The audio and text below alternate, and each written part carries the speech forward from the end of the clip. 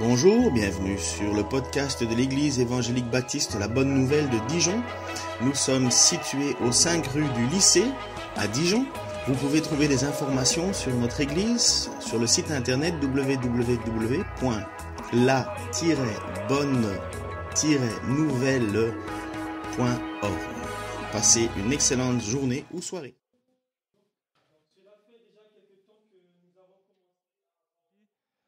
Les 10 commandements. Et nous avons déjà commencé même d'aborder les commandements de la deuxième table d'alliance. Cette deuxième table qui traite les commandements qui sous-tendent notre relation horizontale, c'est-à-dire notre relation les uns envers les autres. La relation qui nous unit les uns envers les autres. Nous avons déjà abordé le premier commandement de cette deuxième table. Le premier commandement de cette deuxième table de la loi morale qui dit « Honore ton père et ta mère, honore ton père et ta mère, afin que tes jours se prolongent dans le pays que l'Éternel ton Dieu te donne. » Cet honneur était expliqué comme étant premièrement une obéissance pour des enfants qui doivent obéir à leurs parents en toutes choses. Et deuxièmement, comme étant un respect, le respect et l'assistance nécessaire que je dois manifester à l'égard de mes parents étant adulte. Un adulte indépendant, il manifeste un respect à ses parents, il assiste ses parents dans les faiblesses et quand ils ont besoin de lui. Dans cette table de la loi, c'est le seul commandement qui est libellé positivement, alors que je peux représenter comme un feu vert. Allez-y. Les commandements qui suivent sont libellés négativement. Je peux d'ailleurs le représenter comme un feu rouge. Arrêtez-vous. Tu ne commettras pas de meurtre, tu ne commettras pas d'adultère, tu ne commettras pas de vol, tu ne convoiteras pas. Arrêtez-vous. Le feu est rouge. Donc, la fois passée, nous avons abordé le meurtre comme la violence, comme le fruit de la colère et de la haine, comme le contraste de l'amour. Ce matin, je vous propose d'aborder le 7e commandement qui traite la question de la sexualité. Pourquoi il faut en parler? Parce que la Bible en parle. Avant d'aller plus loin, je vous invite à lire avec moi la parole de Dieu dans Exode 20, le verset 14, qui dit « Tu ne commettras pas d'adultère. » Tu ne commettras pas d'adultère. Je vais aborder tout au long de ce message l'adultère comme une interdiction, premièrement. Deuxièmement, comme une violation du mariage. Troisièmement, comme une affaire de cœur. Tu ne commettras pas d'adultère. Si ce commandement interdit l'adultère, cela présuppose qu'il existe un mariage. Première observation. Oui, cette analogie est très remarquable. Elle est très remarquable quand nous regardons dans le livre des commencements, dans le livre de la Genèse, où Dieu instaure la relation de mariage. Mais avant cela, il y a quelque chose qui se passe dans le récit de la création. Le récit de la création qu'on retrouve dans Genèse 2,15. Après que Dieu eut créé l'homme, la Bible dit dans Genèse 2,15 que l'Éternel Dieu prit l'homme et le plaça dans le jardin d'Éden pour le cultiver et le garder. L'homme était seul. L'homme était seul et il n'avait pas de vis-à-vis. Il n'avait pas de semblable. C'était la solitude. D'ailleurs, cette solitude était observée par Dieu lui-même. Dieu avait constaté que l'homme était seul. La solitude n'étant pas bonne pour lui, Dieu dit « Je lui ferai une aide semblable à lui ». Verset 18. Et Dieu prit l'homme, Dieu fit tomber un profond sommeil à l'homme, et de la côte prise de l'homme, Dieu forme la femme. Dieu forme la femme et il instaure une relation de mariage au cours de laquelle il dit « L'homme quittera son père et sa mère et s'attachera à sa femme et se joindra à sa femme et se collera à sa femme.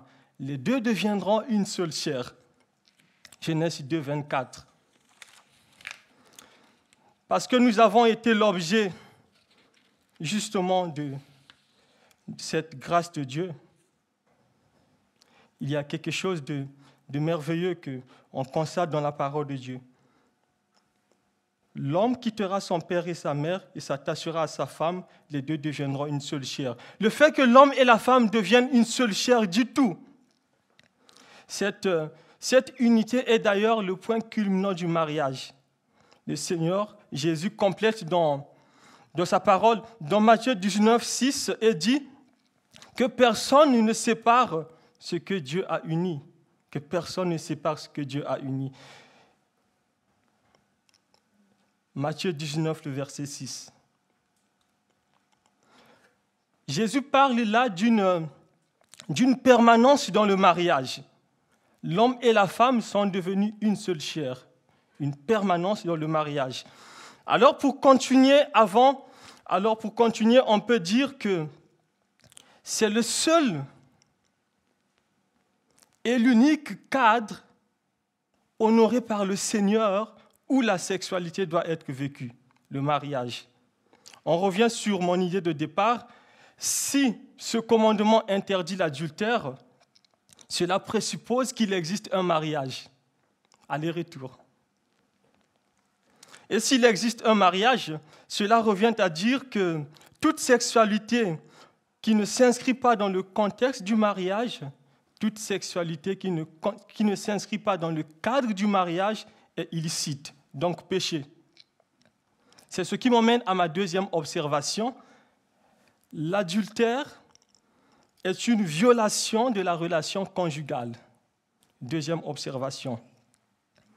Au sens physique, en fait, le mot adultère désigne en quelque sorte les rapports sexuels avec toute autre personne que son conjoint. Les rapports sexuels avec une autre personne que son bien-aimé. Avec une autre personne que sa bien-aimée. L'adultère. Et dans la Torah, c'est-à-dire les 5 livres de Moïse, l'adultère se présente comme l'un des péchés les plus méprisables, les plus odieux, et qui d'ailleurs était punissable de mort, au même titre qu'un meurtre, un homicide avec préméditation, au même titre qu'un assassinat. Dans la loi, l'adultère était puni de mort. Quelqu'un a dit que l'adultère est à la vie familiale ce qu'un meurtre est à la vie individuelle. L'adultère tue la vie de famille.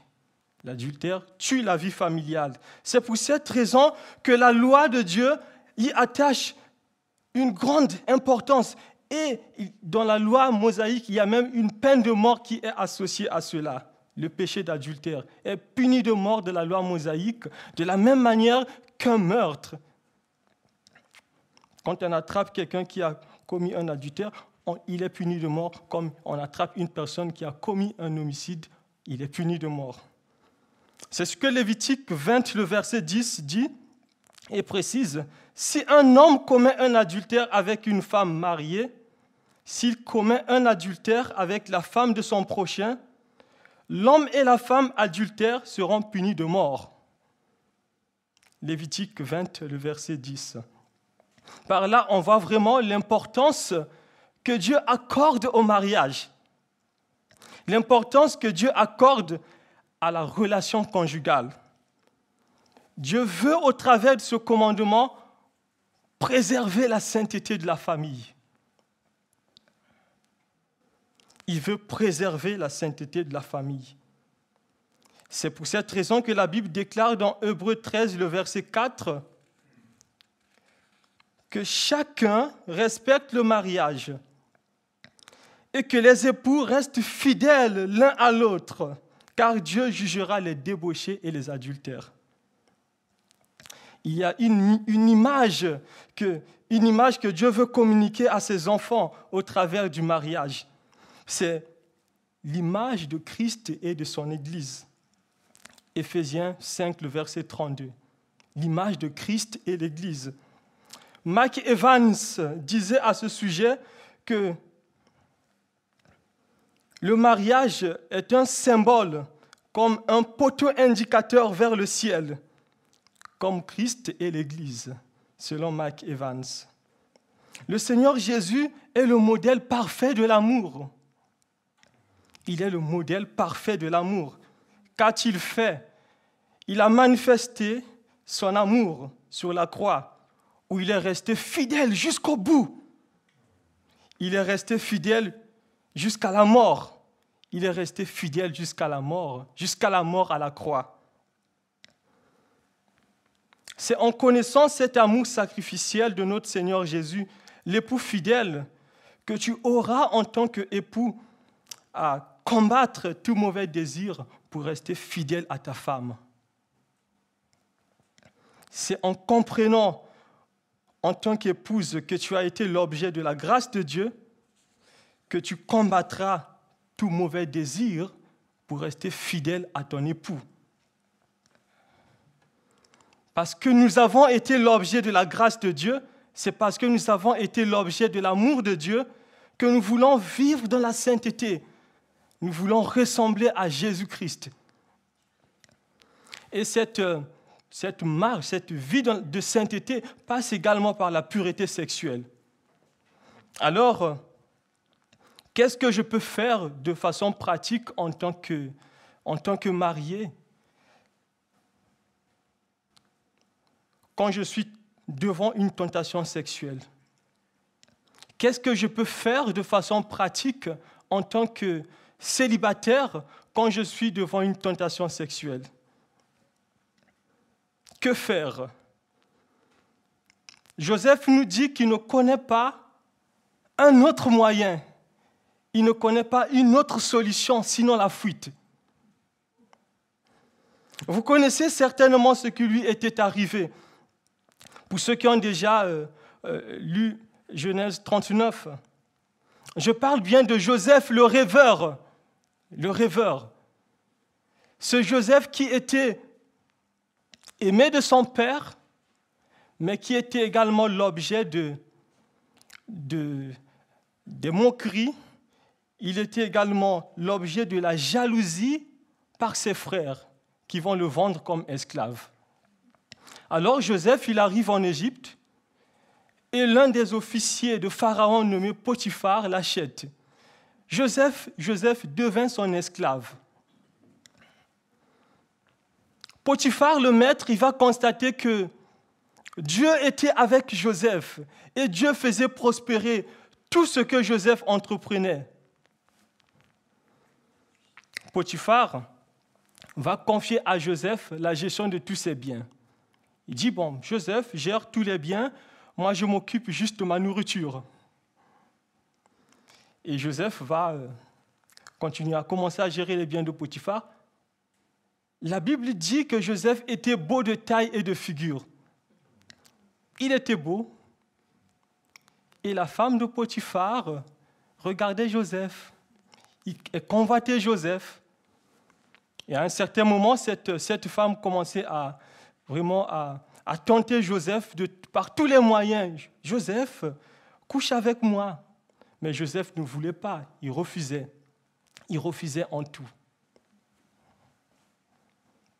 Joseph refusait.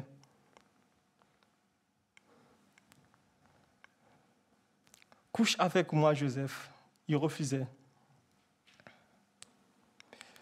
Joseph disait à cette femme, comment pourrais-je commettre un si grand mal et pécher ainsi contre Dieu? Joseph savait qu'en cédant à la tentation, il péchait premièrement, il désobéissait premièrement à Dieu avant de désobéir à Potiphar, son maître. Joseph refusait. Il refusait de céder à la tentation. Et puis quand cette tentation, cet harcèlement sexuel était devenu vraiment intense, vous savez ce que Joseph fut? Il prit la fuite. Joseph prit la fuite.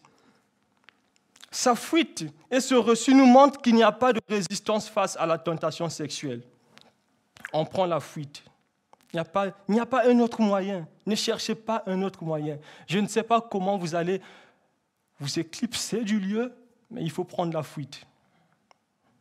Ainsi, la Bible dit dans Proverbes 6, 27 à 28, qu'on ne peut pas mettre du feu dans sa poche sans que ses vêtements s'enflamment. De la même manière, on ne peut pas marcher sur des charbons ardents sans se brûler les pieds. N'est-ce pas absurde? On prend la fuite.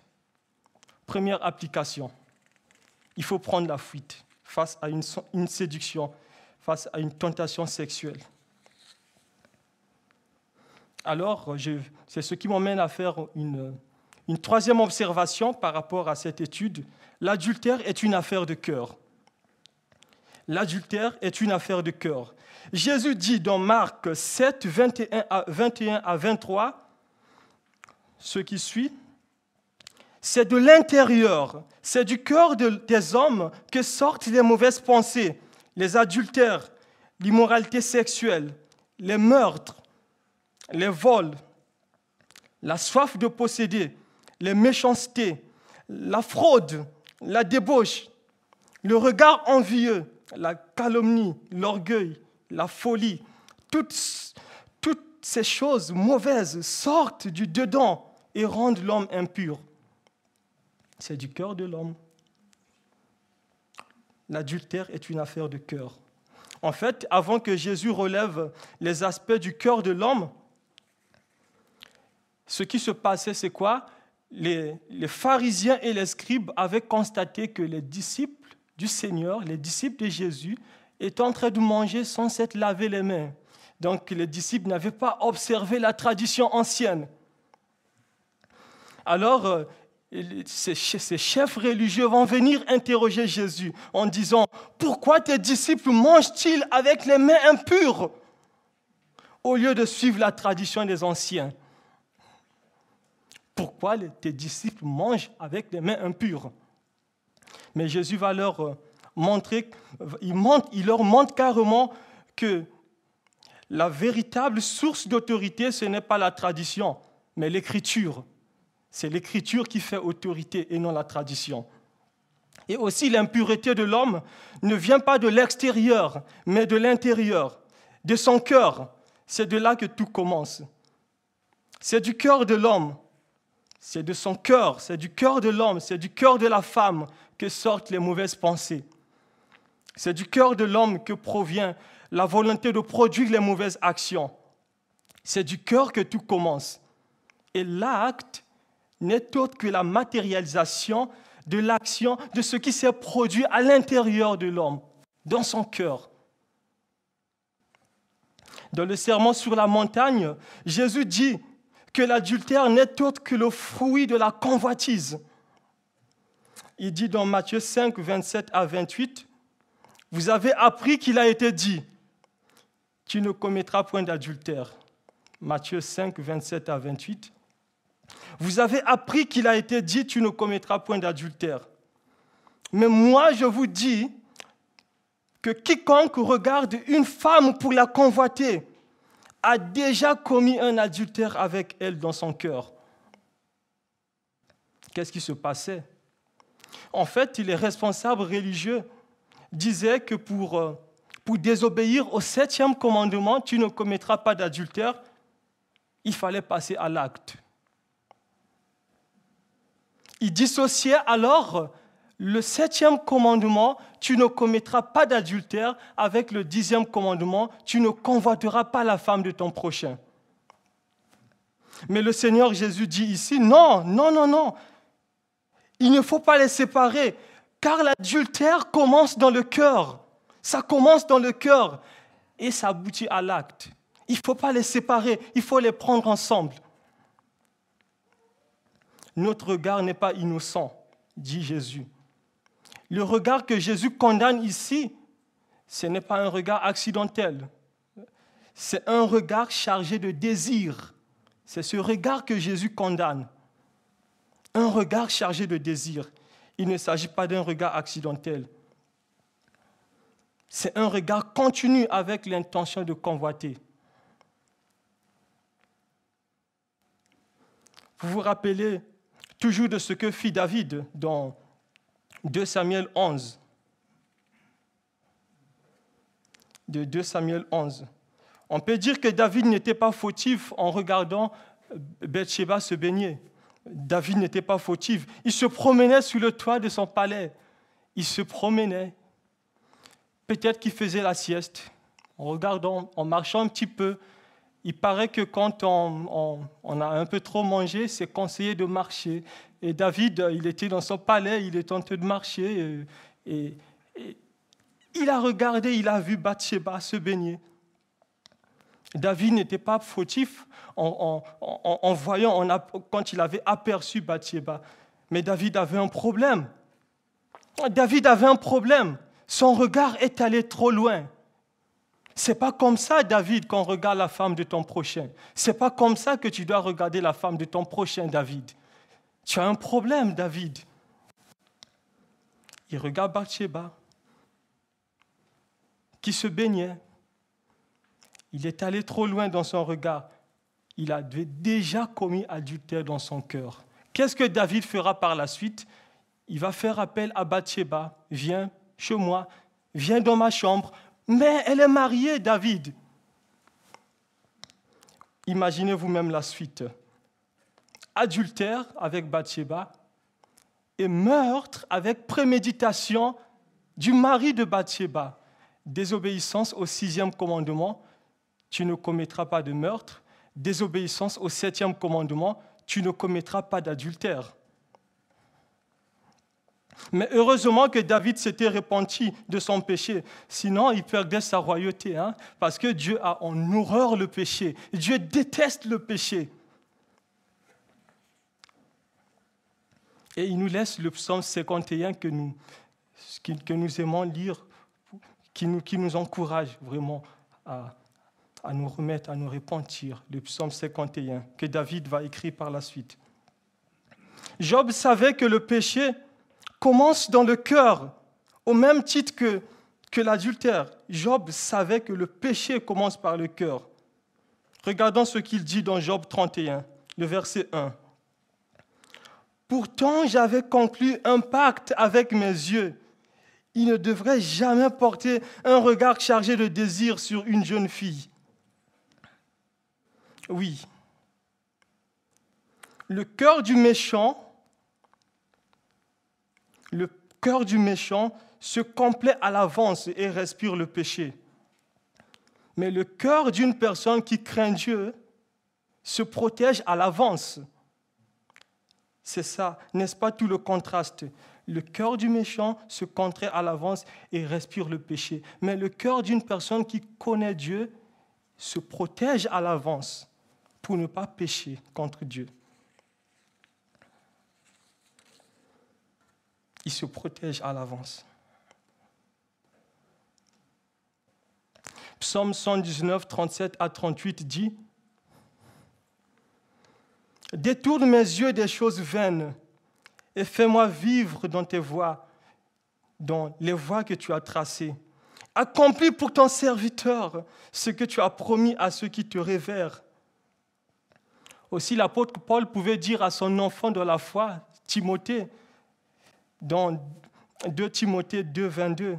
« Ah, Timothée, mon enfant de la foi, fuis les passions de la jeunesse et recherche la justice, la foi, l'amour, la paix avec ceux qui invoquent le Seigneur d'un cœur sincère. Fuis les passions de la jeunesse, recherche la justice, la foi, l'amour avec ceux qui invoquent le Seigneur d'un cœur sincère. » L'adultère comme le meurtre, ainsi que tout autre péché se guérit.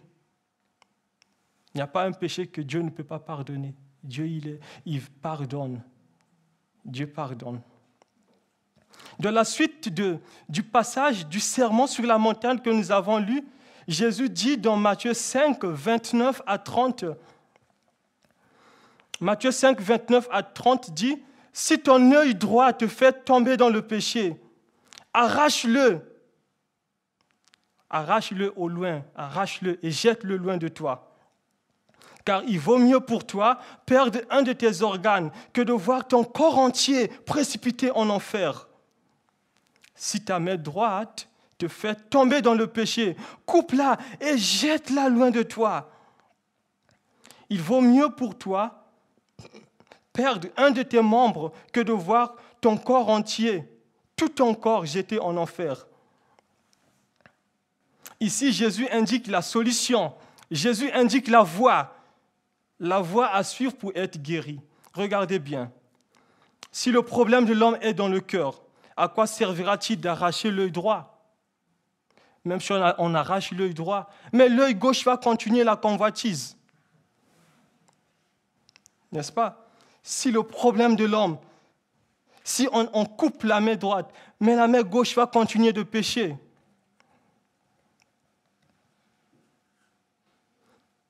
Est-ce qu'il faudrait le prendre littéralement? Non, pas du tout. Pas du tout, c'est une hyperbole. Jésus parle de façon figurée. Jésus n'est pas en train d'enseigner ici la mutilation physique. D'ailleurs, aucun apôtre, aucun disciple du Seigneur ne sait arracher l'œil ni couper le pied ou le bras.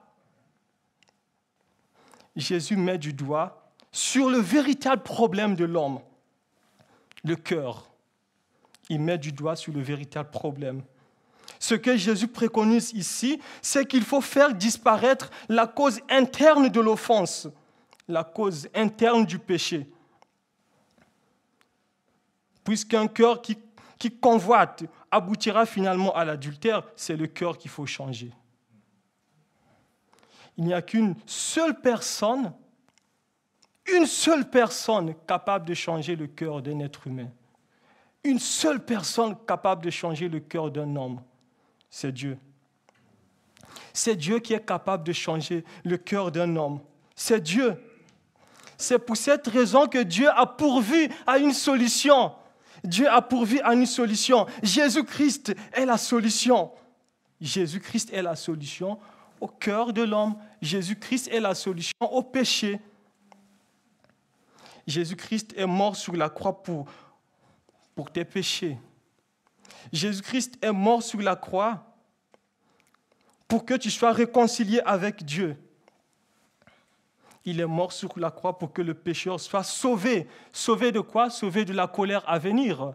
Parce que Dieu jugera le monde. Dieu jugera le monde avec justice. Et la personne que Dieu a choisie pour juger le monde, c'est Jésus-Christ. Jean 3, 36, Jean 3, 16 dit « Car Dieu a tant aimé le monde, il a donné son Fils unique, afin que quiconque croit en lui ne périsse point, mais qu'il ait la vie éternelle. » Et Dieu donne un nouveau cœur. Dieu donne un nouveau cœur, un cœur régénéré à celui ou à celle qui se répand de ses péchés et qui place sa confiance en Jésus. Dieu donne un nouveau cœur. Il donne un cœur régénéré. C'est cela l'évangile. L'évangile change tout. Qu'est-ce que Dieu veut que je fasse pour lui obéir pleinement? Moi qui ai déjà mis ma confiance en Jésus. Tu dois être radical. Tu dois être radical non seulement avec le regard de convoitise, mais avec le péché dans toutes ses formes. La Bible dit dans Tite 2, 11 à 13, « La grâce de Dieu, source de salut pour tous les hommes, a été manifestée. Elle nous enseigne à renoncer à l'impiété et aux convoitises mondaines et à vivre dans le siècle présent selon la sagesse, la justice et la piété, en attendant la bienheureuse espérance et la manifestation de la gloire du grand Dieu et de notre Sauveur Jésus-Christ. » Quelles sont les choses qui sont pour moi des écueils? Quelles sont les choses qui me poussent à pécher? Qu'est-ce que je peux faire pour ne pas pécher? Qu'est-ce que je peux faire pour me débarrasser de ces choses? La discipline, la privation. Vous connaissez vous-même ce qui vous pousse à pécher. La discipline, la privation peut nous aider à se débarrasser de ça. Oui, nous devons être radicaux avec le péché parce que Dieu aussi a utilisé un moyen très radical pour nous sauver. La croix. La croix était le seul moyen, un moyen très radical, c'est ce que dit l'Écriture. La croix. Sur la croix, Jésus-Christ s'est fait pécher pour que nous soyons acceptables devant Dieu. C'était difficile pour Dieu de faire mourir son propre fils. C'était un moyen radical. Et nous aussi, parce que nous appartenons à Jésus, nous devons vraiment être radicaux avec le péché. C'est parce que l'Esprit qui a ressuscité Jésus-Christ d'entre les morts habite en nous que nous pouvons maintenant remporter la victoire dans le péché. Le Saint-Esprit qui habite en nous est une puissance. Le Saint-Esprit est une puissance. Oui.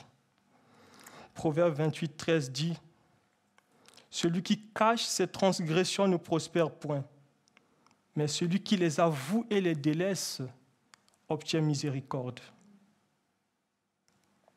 Peut-être tu es lié par un péché quelconque. Tu veux abandonner, mais tu n'arrives pas. Christ est capable. Christ est capable de te sortir de cette situation. Alors n'hésite pas de te faire aider. Il y a des moyens de grâce dans cette église.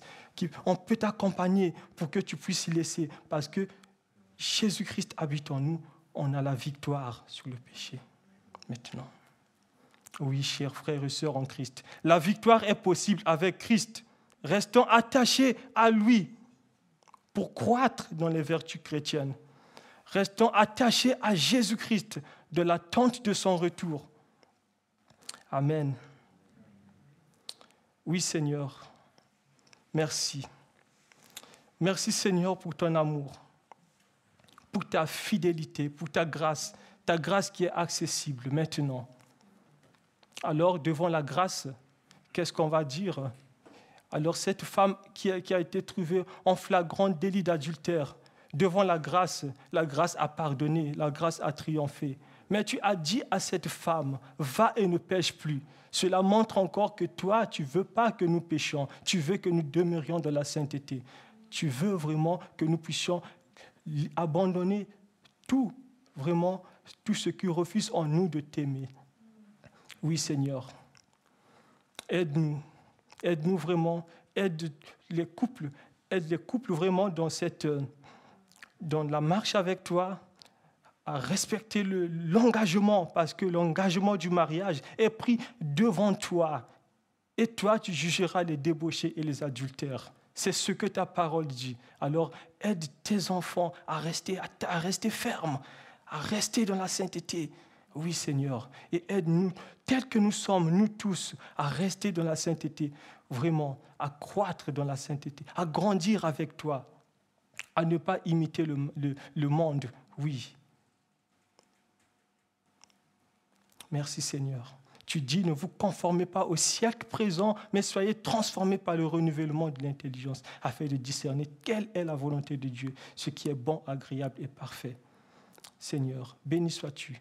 Ton Église a besoin de toi. Donne-nous la force et donne-nous vraiment le courage de nous faire aider. Ce n'est pas un signe de faiblesse, mais c'est vraiment une volonté que nous voulons t'obéir et abandonner tout ce qui refuse en nous de t'aimer, de te plaire.